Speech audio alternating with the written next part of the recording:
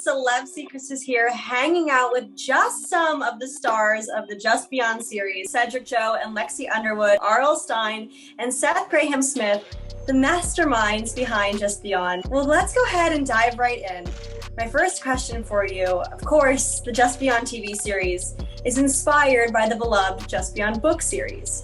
And I'm sure that taking something written in print and creating something for on-screen, doing it justice can have its challenges. I'm sure it's hard to stick the landing, but you guys do it so great. So my question is, what is that process like for both of you? Well, for me, it was writing books for 30 years. This is going to be the 30th anniversary of Goosebumps next year. Can you imagine? 30 years. I am the biggest Goosebumps fan. The biggest. Thank you. And you turned out okay, right? Absolutely. So, well, one can hope, but then again, I am speaking for myself, so it's a biased answer. For me, it was very simple. Somebody brought me this brand new graphic novel series by R.L. Stine called Just Beyond and said, hey, this would make a great TV show. What do you think? And I said, I agree. And we got to work on it. And here we are a year or so later. I want to dive right into this because both of your episodes are very different in their plot line, but you both battle out of this world scary things and then in this world scary things. And so I want to talk about that. Cedric, for your character in specific, he's lost his father and he ends up in an alternate universe. So he is really going through a lot. How do you tackle that role? Man, just being able to deal with grief and finding its way home, it's really a challenge. But it gives me the opportunity to tell a story that people go through in their everyday lives that we don't talk about, as far as grieving and dealing with pain and healing.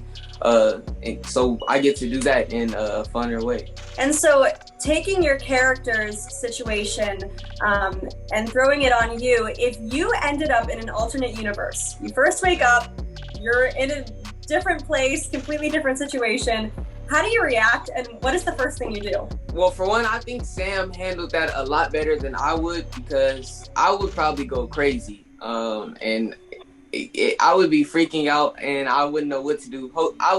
The first thing I'll do would probably be check my phone, see contacts, who I can call, and yeah, just try to find as much hope as I can. Absolutely. He really kept his cool and kind of got down to business of going to his parents' house and his friend's house.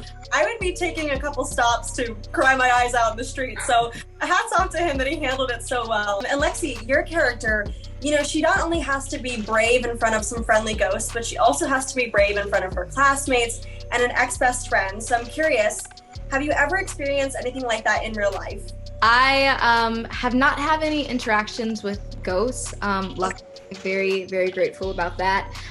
But friendships and dealing with having to face your fears is something that I definitely know all too well.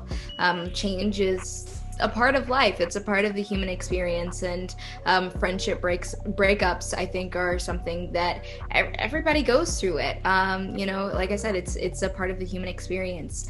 So I can definitely relate. I can definitely relate to Ella and Ella feeling scared and unsure of how she should move on and how she should proceed. But also I feel like I've learned something from Ella in the way that she did handle her situation, and the way that she, at the end of the day, she faced her fears, and she didn't let the ghosts and the background noise in her own head and in her own life tell her that she couldn't do what she loved. Absolutely. I think there's a beautiful message, even though it's delivered in a little bit of a scary way with Dolores screaming it in the theater. But the beautiful message of finding peace and moving on and forgiving others is a wonderful thing. Each of your episodes were incredible, and they all hold something different. For the character of Jack, aliens. Luna is a witch, and then the most terrifying monster I've ever seen for Olivia. So I want to turn the table on you guys, because we know how your characters react in those situations, but I want to see how you guys would react in those situations. So I'll start off with you, Gabriel. If you discovered your parents were aliens, what would you do? probably like go into a coma or faint or something. I don't know. I definitely wouldn't handle it as well as Jack would. I think first I would accept that my parents weren't who they said they were, and then secondly I'd have to accept that aliens actually exist. And then I'd probably be an alien too, right? Because like genetically they're my parents still. Yeah, so then I'd be an alien too. So I guess at a certain point excitement might come because it might be cool to like not be human. But I think for probably several months, I think I'd be in shock. Jai, Luna is so outward with being a witch, and she's so cool about it. So I'm curious, if you were a witch, would you be the same way about it? Would you be so outspoken? I found out I was a witch, I would probably shed tears of joy and realize that I'd finally claimed my destiny. I mean, I imagine it would be because my Hogwarts letter finally arrived after all these years. I think I'd feel very emboldened by the fact that I had magical abilities, but I'd also be a little bit nervous that maybe I wouldn't be able to control them or hurt someone by accident. So I would probably do a lot of studying and ask a lot of questions to figure out how to really harness my abilities for good. A very responsible witch at that. And so if you could cast a spell, just one, what would it be? Oh my goodness. Well, I think I would probably want to be able to fly. I think that would be really cool. It's I know it's cliche, but no cliche witches here, please. Yeah, I would Wingardium Leviosa myself. Megan, your episode was terrifying. Do you think you could ever come to terms with having a forever monster popping in here or there anytime you get nervous or anxious? Would you ever be able to get used to it? I think at first I'd accidentally punch him. Like if he came too close, I'd probably just accidentally hit him. But I think I'd eventually get used to it. I think I'd get used to it pretty quickly once I actually realized that not really anything wrong.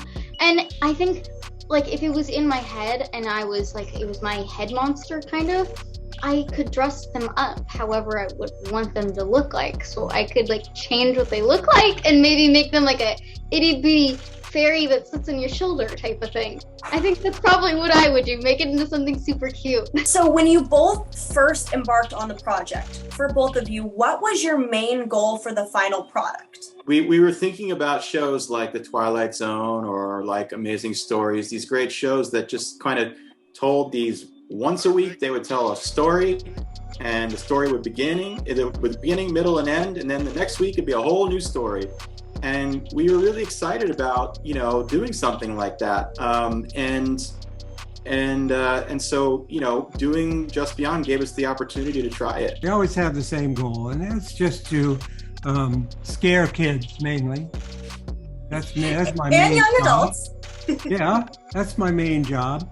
And just to have fun. And so since your guys' episodes are all so different, for each of you, if you could swap with each other and star in another episode other than the one you have, which one are you snagging? Oh gosh. I mean, Personally, I like Megan. Hers is, I love scary stuff, so Megan is like one of my favorites because of the monster that's there. Yeah. I like the first episode. I think that I got to see McKenna Grace and a couple of the other girls walking around set with their cool costumes on when I first arrived to Atlanta. And their episode seemed really cool and really interesting. So I think I would switch with the first episode. I'm snagging Jai. I want to be a witch. Like she said, I want my Hogwarts acceptance letter, please. Come on, guys. I would want to do Megan's if I could be like this scary monster dude. That would be fun. I don't know if I'm tall enough, but I feel like that would still be fun. Okay. And if not, then I'd also probably want to be a witch. I love it. Since we're all rotating, I think I would take Gabe's episode because I would love to hang out with aliens. I think your answer earlier, Gabe, extraterrestrials, there's so much to know. I know, yeah. Well, I mean, I'm like an honorary alien at this point, so. Right, we're in the presence. We're in the presence of one, so he must be an expert on all things. Since we are Celeb Secrets, can either of you, or hopefully both of you, share a behind-the-scenes secret from filming both of your episodes that we wouldn't know just from watching? Well, fun fact, a lot of people have been asking me this question today, is that I actually did all of my scenes with the ghosts. They just had to come in like really, really early to get painted, and they're troopers because they would just sit in the chair for like 2 hours straight getting their entire bodies painted. So that's a little fun fact, a little behind the scenes about my episode. Getting to be in the treehouse and during the storm, there's a part where I fall and there's a stunt I do, and I got to work with Captain America's stunt double, who does Captain America stunts. I got to work with him, so that was pretty cool for me. There's a cheer scene that I do, and in one of the cheer scenes, most of it is like a stunt woman, and some of it is I have like on wires. But in one of the scenes, I don't have any wires, and I did cheer for like 3.5 years, so I was able to actually go up and do a stunt. So that was actually a ton of fun. I have a gross secret. So there are a lot of bugs in my episode. Now, a lot of them may or may not be real, but I can tell you the ones that are definitely real. Whenever you see a tarantula, that one is real. And whenever you see bugs actually crawling on Leanne's arm, those are also real. The only thing I can kind of think of is like, there's this one scene where our parents are walking through the hallway and we're like getting ready for a game night. And there's 2 secrets. One is that I think like 6 out of 7 takes when I was opening the candy bag, they spilled everywhere and we had to redo it. And they had 7 bags and I wasted like 5 or 6 of them. And I finally got it like on the last bag on the last take.